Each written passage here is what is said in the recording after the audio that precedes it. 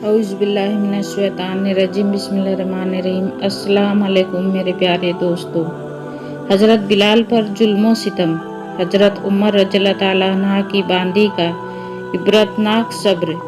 हज़रत उमर बड़े बहादुर और बहुत सख्त थे। आपकी बहादुरी कहावत बन गई थी।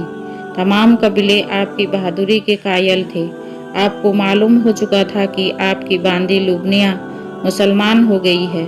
आपने गुस्से में पूछा, बदबख्त बांदी, किस लालच ने तुझे मुसलमान होने पर मजबूर कर दिया है? आप उस मुस्लिमा को बाल पकड़कर खींचते हुए बाहर लाए।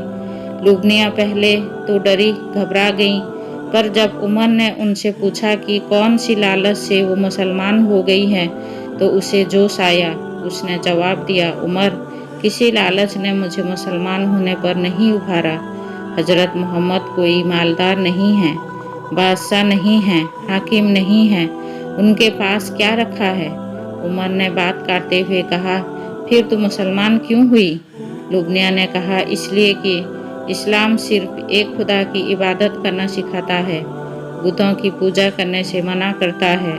उमर ने गजबनाक होकर कहा, बेवकूफ़, ख्याली खुदा को पूछती है, कमबख्त, इस्लाम को छोड़ दे। लुबनिया ने आजिजी से कहा, मेरे आका, ये नामुमकिन है। हज़रत उमर को गुस्सा आ गया। उन्होंने लुबनिया को मारना शुरू कर दिया। एक कमज़ोर औरत एक ताकतवर मर्द की मार कैसे सह पाती? लुबनिया तड़पने लगी, चेहरा पीला पड़ गया, लेकिन सब्र के साथ सहती रही। यहाँ तक कि उमर मारते मारते थक गए। आप एक तरफ बैठ गए और कनीज से बोले, लुबनिया, मैंने तुझे रहम की वजह से नहीं छोड़ा, बल्कि इस वजह से छोड़ा है कि मैं थक गया हूँ। जिंदगी चाहती है तो इस्लाम छोड़ दे। लुबनिया ने बड़ी हिम्मत भरा जवाब दिया, ए उमर, अगर तुम मेरी बोटी बोटी उड़ा दो, हड्डियाँ तोड़ दो, तो भी ये नामुमकिन है कि इस्लाम छोड़ दूँ। मैं तुमसे आजिजी के साथ कहती हूँ कि तुम भी मुसलमान हो जाओ। हज़रत उमर को उसके जवाब पर बड़ा तैस आ गया। अगरचे वो बांदी को मारते मारते थक गए थे, लेकिन उसकी इस बात से उनको इतना तैस आया कि उन्होंने फिर मारना शुरू किया।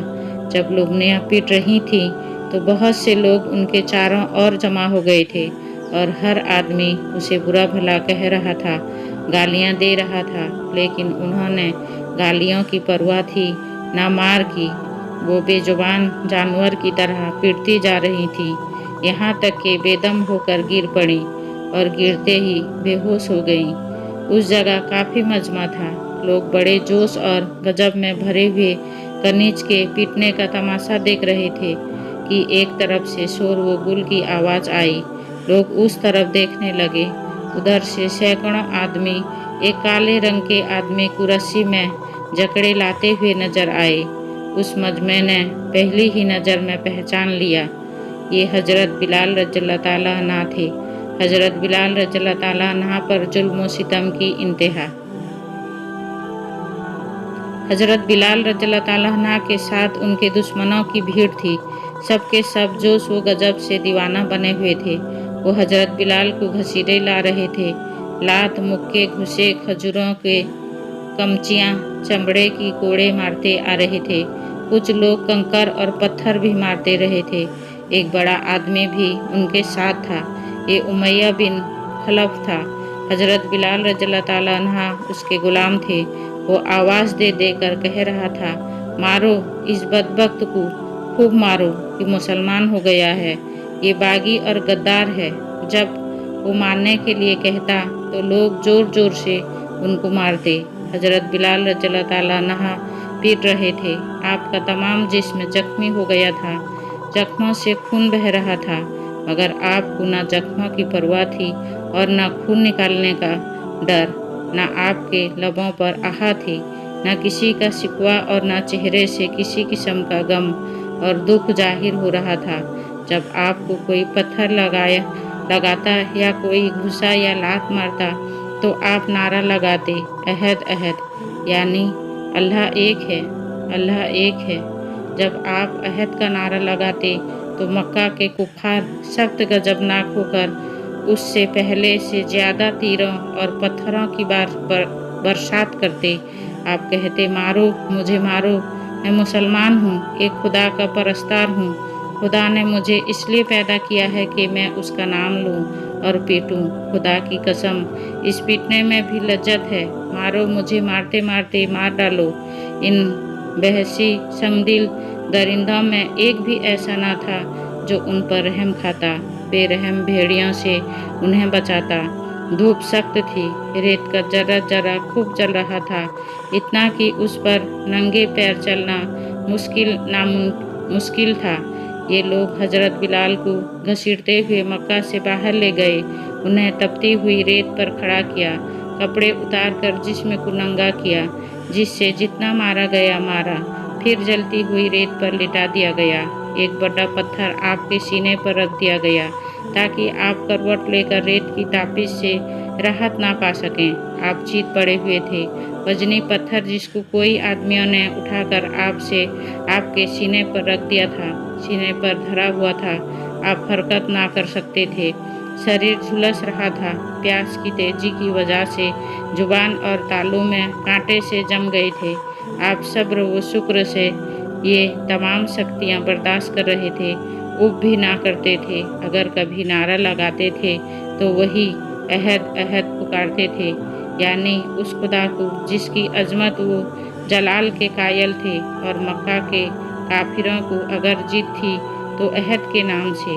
जब हजरत बिलाल अहद का नारा लगाते, अल्लाह अकबर अहद कहते, काफिरों के तन बदन में आग लग जाती, भड़क उठते, सीने पर हाथ रखे हुए पत्थर पर खड़े हो जाते।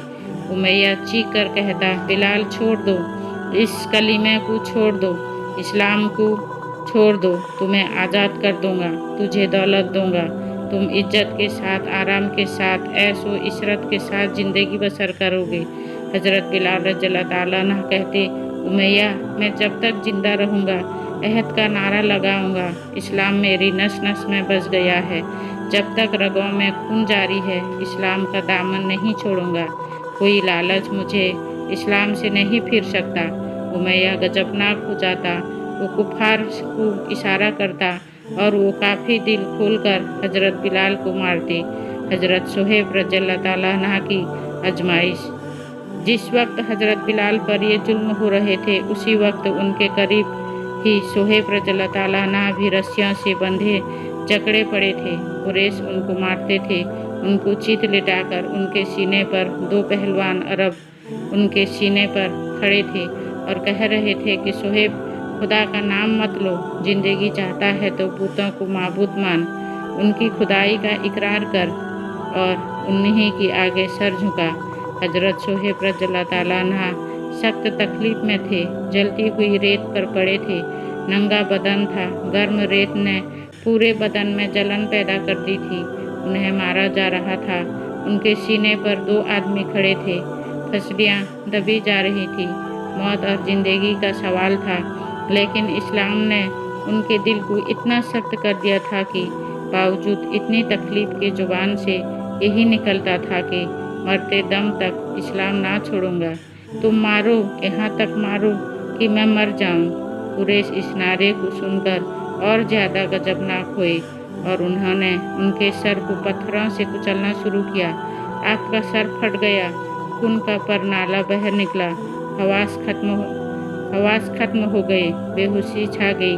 आपने बेहोशी के हालत में पानी मांगा। इन दरिंदों में से एक भी ऐसा ना था जो इस बेबस मुसलमान के सूखे गले में कुछ बूंदे टपका देता। हजरत सुहेब बेदम हो गए, उनके चेहरे पर पीलापन छा गया, आंखें गहरी धंस गई, जिस्म बेहरकत हो गया, मगर सांस अभी तक आ रही थी।